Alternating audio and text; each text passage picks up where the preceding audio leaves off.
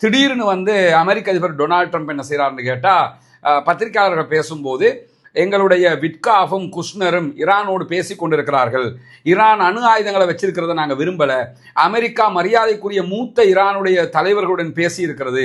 ரெண்டு தரப்புமே ஒரு ஒப்பந்தத்தை செஞ்சு கொள்ள விரும்புகிறாங்க என்று சொல்லி பேசியிருந்த காட்சிகளை நீங்கள் பார்க்க முடியும். என்னென்னா, நாங்கள் ஒரு யுத்தத்தை நடத்துவோம், நாங்கள் அழிப்போம் ஈரான் கிளம்பி வந்தாங்க, 3 நாளில் முடியும்னாங்க, 10 நாளில் முடியும்னாங்க, எதுவுமே முடியலை.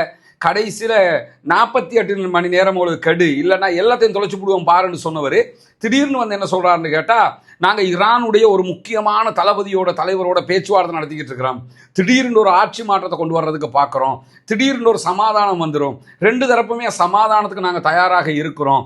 எனவே நாங்கள் ஒரு 5 நாளைக்கு ஈரான் மேலே தாக்குறதை நிறுத்துகிறோம் அப்படின்னு சொல்லி தடாருன்னு சொல்லி ஒரு கருத்தை சொல்லியிருக்கிறாரு. அதனடா 48 மணி நேரத்துக்குள்ளே அழிப்பீங்கன்னு சொல்லிட்டு இப்போ 5 நாளைக்கு பிறகுதான் அழிப்போம் அப்படின்னு சொல்லி அமெரிக்க அதிபர் டொனால்ட் ட்ரம்ப் சொல்லியிருக்கிறாரு. தன்னிச்சையான ஒரு யுத்த நிறுத்தத்தை அவர் அறிவிச்சிருக்கிறது மட்டுமல்லாமல் தொடர்ந்து அவர் பேசும்போது ரெண்டு தரப்புமே தொலைபேசி வாயிலாக பேச்சுவார்த்தையை நடத்திக்கிட்டு இருக்கிறாங்க. புதிய ஈரானுடைய சுப்ரீம் லீடரோடு நாங்கள் எதுவுமே பேசலை அப்படின்றதையும் அவர் சொல்லிட்டு, சுப்ரீம் லீடர் உயிரோடு இருக்கிறாரா இல்லையாங்கிறதும் எங்களுக்கு தெரியலை அப்படின்னு சொல்லி அமெரிக்க அதிபர் டொனால்ட் ட்ரம்ப் சொல்கிறாரு. சொல்லிட்டு என்ன சொல்கிறாருன்னு கேட்டால், ஈரானோட ஒரு ஒப்பந்தம் செஞ்சால் இஸ்ரேல் மகிழ்ச்சி அடையும்னு நான் நினைக்கிறேன் அப்படிங்கிறார். இஸ்ரேலை திருப்திப்படுத்த முக்கியமே தவிர இந்த அரபு நாட்டு மந்தைகளை திருப்திப்படுத்துறது அவருடைய நோக்கம் இல்லை. அரபு நாட்டு மந்தைகளுக்கு அது புரிகிறதும் கிடையாது. அரபு நாட்டுக்காரனை பற்றி எதுவுமே அவர் பேசலை. இஸ்ரேல் திருப்தி அடையும்னு நாங்கள் நினைக்கிறோம் அப்படின்னு சொல்லக்கூடிய அமெரிக்க அதிபர் டொனால்ட் ட்ரம்ப் என்ன சொல்கிறான்னு கேட்டால், ஈரானோடு ஒரு உடன்பாடு எட்டப்படும் அப்படிங்கிறதுக்கு என்னால் உத்தரவாதம் எல்லாம் தர முடியாது. சேர்த்து அதையும் சொல்லிடுறாரு. நாங்கள் பேசிக்கிட்டு இருக்கோம், எல்லாம் செய்கிறோம், ஆனால் உத்தரவாதம் எல்லாம் தர இயலாது. ஈரானியர்கள் தான் என்ன பேசவே அழைச்சாங்க அப்படிங்கிறாரு.